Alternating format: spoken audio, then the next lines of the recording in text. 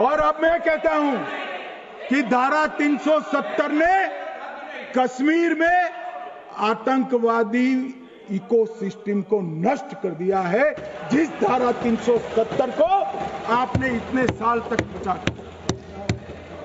हमने zero terror plan बनाया है, एरिया डोमिनेशन प्लान बनाया है, मल्टी लेवल डिप्लॉयमेंट किया है, सुरक्षा जेलें बनाई हैं, 98% ट्रायल अब वीडियो पर हो रहे हैं। हमने संचार साधन बसाए हैं और 702 फोन विक्रेता जेल में डाले, 2667 सिम कार्ड बने। हमने एक जमाना था साहब, 10-10 हजार लोगों के जनाजे निकलते थे।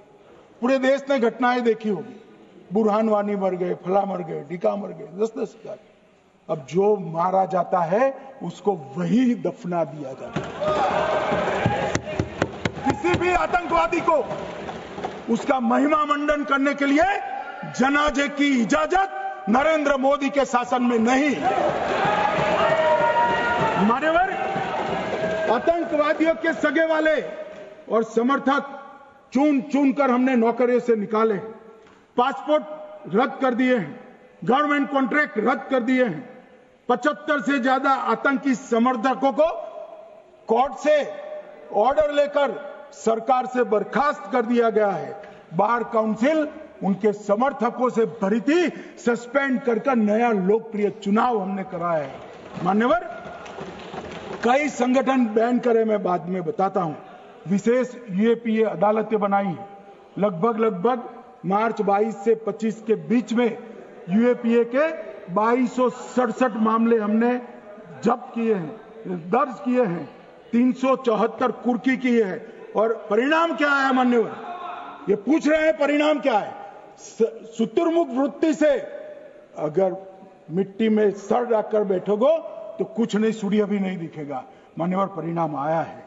पहले ऑर्गेनाइज्ड टाउन पेल्टिंग साल की 2654 होती थी एवरेज इनकेस में। कितनी मान्यवर? 2654 पथराव होते हैं, 2024 में 0 हो गए। मान्यवर, ऑर्गेनाइज हड़ताल पाकिस्तान से ऐलान करते थे, घाटी बंद रहती थी। पाकिस्तान की भी हिम्मत नहीं है, घाटी में भी हिम्मत नहीं है। इनके समय में साल में 132 दिन घाटी बंद रहती थी, अब ऑर्गेनाइज हड़ताल 3 साल से 0 है।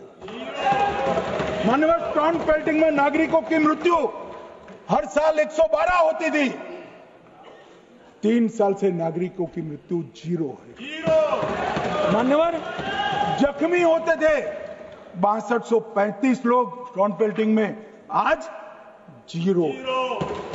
मान्यवर, आज मैं बताता हूं, एक समय में हुर्रियत के नेताओं को यहां वीआईपी ट्रीटमेंट मिलती थी, हुर्रियत के साथ चर्चा करते थे, और ये हुर्रियत वाले आते थे, रेड कारपेट पूरा रोड खाली कर सीधा आता था, और मनमोहन सरकार के दूत इनके साथ चर्चा करते थे। सारे हुर्रियत के कंपोनेंट हमने बैन कर दिए हैं, सारे जेल की सलाखों के पीछे। हम कोई हुर्रियत से बात करना नहीं चाहते। मैं सदन में नरेंद्र मोदी जी की नीति दोहराना चाहता हूं। हुर्रियत टेररिस्ट संगठनों के आउटफिट है, हम इनसे बात नहीं करेंगे। हम अगर किसी से बात करेंगे तो घाटी के युवाओं के साथ बात करेंगे, हुर्रियत के साथ। मान्यवर, चुनाव के दौरान डर का माहौल होता था, अब 98.3% मतदान हुआ पंचायत चुनाव। कांग्रेस की बंद बहिष्कार का समय बंद हो गया। सेपरेटिस्ट बात करना चाहते थे, अब वो नहीं कर सकते। और मान्यवर, 2019 के बाद हमने कितने संगठन बैन करे, मैं बोलना चाहता हूं, थोड़ा समय चाहिएगा मान्यवर।